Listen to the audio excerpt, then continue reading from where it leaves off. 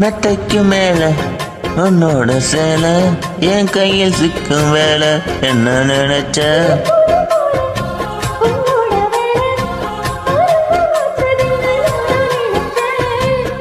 உள்காயத்தை பார்க்கிறப்ப என்ன நினைச்ச நான் உன்னோடு ஒன்னாகும் நேரத்தில் உன் பூந்தேகம் தாங்கும்னு நினைச்சையா